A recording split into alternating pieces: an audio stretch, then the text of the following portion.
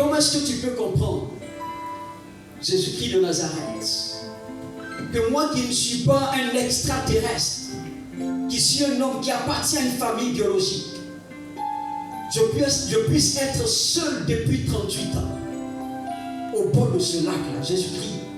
Je suis seul, il n'y a personne. Les autres ont la possibilité, la capacité d'avoir des personnes, des connaissances. Et même des personnes qu'elles ne connaissent pas. Leur potentiel s'écoule et sont à se retrouver dans le lac.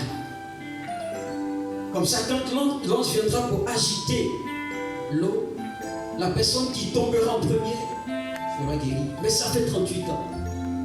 Tous ceux que j'ai nourris en son temps, tous ceux à qui j'ai prêté main forte un jour, mes parents même si sont décédés, ils ont des frères, ils ont des soeurs.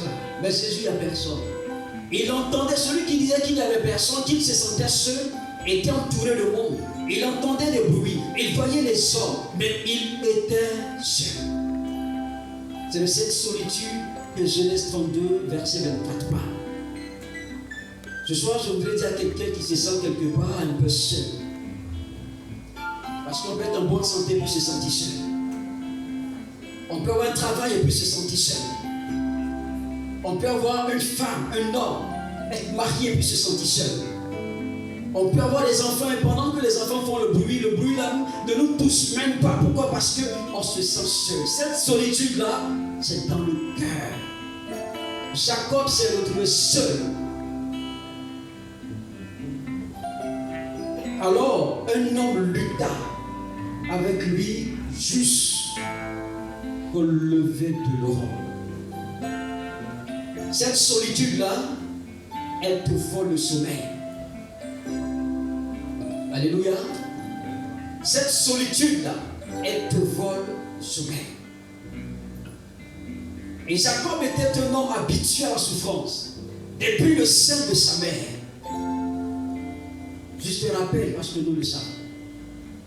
Quand on parle de David, on présente David. On voit seulement l'aspect où David était roi. Où David a commencé à manger. On oublie les moments où David était seul derrière le troupeau. Où il était seul confronté aux ours et aux lions. On oublie cet aspect sur le côté. Bien aimé, il y a des solitudes et il y a des solitudes. Jacob, oui, troisième personnage avec qui Dieu a tissé alliance. Après Abraham, Isaac, Jacob. Le Dieu de Jacob. Le Dieu de Jacob. Mais depuis le sein de sa mère, ce qu'on appelle souffrance là, Jacob a connu ça. La Bible dit qu'ils étaient deux dedans. Étant deux dedans, le moment Rebecca ne comprenait rien. Parce que du matin jusqu'au soir, les femmes savent ce que c'est que grossesse. Quand c'est un seul, ça fatigue. À plus forte raison, deux. Et puis, ils ne restaient même pas tranquilles les deux. La Bible déclare que Esau le perturbait, Esau le persécutait depuis les entrailles. C'était quelqu'un qui était très maladif. Dedans, sa souffrance a commencé dedans. Peut-être que nous, on a été seuls. Mais avant d'être seuls, on a eu à subir aussi certaines choses avec d'autres spermatozoïdes. Alléluia. Alléluia. Alléluia. Est-ce que tu es d'accord avec moi? Parce que papa et maman sont allés ensemble. Il y a une sémence qu'on appelle sperme, c'est parti. C'est rempli de plusieurs spermatozoïdes. Et chacun luttait. Chacun luttait pour aller remporter. Bien, on a combattu combien de spermatozoïdes et nous sommes ce que nous sommes aujourd'hui. Alléluia. Donc depuis la base, malgré la souffrance et la difficulté, nous savons être les vainqueurs. Alléluia. Est-ce que quelqu'un me comprend ce soir? Dis à quelqu'un, je ne suis pas n'importe qui. Je suis un homme de succès. Depuis la base. Et donc son frère le perturbe, son frère le persécute. Mais Jacob tient bon. Quand il sort, en sortant c'était compliqué. Esau voulait tellement se débarrasser de lui. Comme si ce qu'il avait subi ne suffisait pas. Esau lance son pied pour dire à Jacob, laisse-moi te taper pour une dernière fois avant de partir. Et la Bible dit quand il lance son pied, Jacob est vigilant. Il attrape ça. Il dit, tu ne parles pas ça. Alléluia. Amen. Alléluia. Amen. Alléluia. Amen. Et il attrape son talon et il le saute. Quand il saute, la réalité du ventre passe. Mais il y a d'autres réalités extérieures auxquelles Jacob sera à nouveau confronté. Ils grandissent. Ils constatent que son papa aime Jacob. Du moins, c'est Esau. Pourquoi? Parce que papa Isaac et Esau avaient les mêmes préférences. Il se sentait seul. Il n'a pas connu l'amour paternel. Heureusement qu'il avait une maman qui sait lire les choses, qui sait consulter, négocier avec Dieu, qui sait écouter Dieu, qui sait marcher selon Dieu. Alléluia. Un bon pour nos mamans. Un bon pour la maman des mamans, la Vierge Marie. Amen. Hein? Amen. Il grandit avec une blessure dans le cœur. À un moment donné, sa maman la porte. Elle dit, voilà, ton papa, il va mourir, mais écoute, toi et moi, on fait un travail discrètement, selon l'Esprit de Dieu, et puis tu seras béni par ton papa.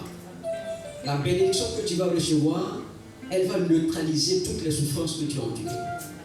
Et donc, Jacob bénit son fils Jacob. Du moins, Jacob bénit son fils. Donc, Isaac bénit son fils Jacob. Et la bénédiction qui est relâchée par la bouche d'Isaac annule beaucoup de choses dans la vie de Jacob, guérit beaucoup de blessures dans la vie de Jacob. Le passé est passé. Et il apporte une nouvelle vie, une nouvelle expérience de vie.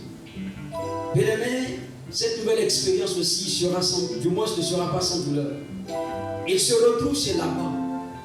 Et chez Laban, son propre oncle, il est exploité pendant 20 ans. Alléluia. Il a vu quelqu'un qu'il aime. Il dit à Laban, tu es le frère de ma mère, tu es mon oncle.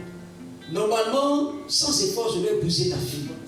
Mais pour te montrer que je ne suis pas un fainéant, je ne suis pas un paresseux, je vais travailler pour toi pendant 7 ans.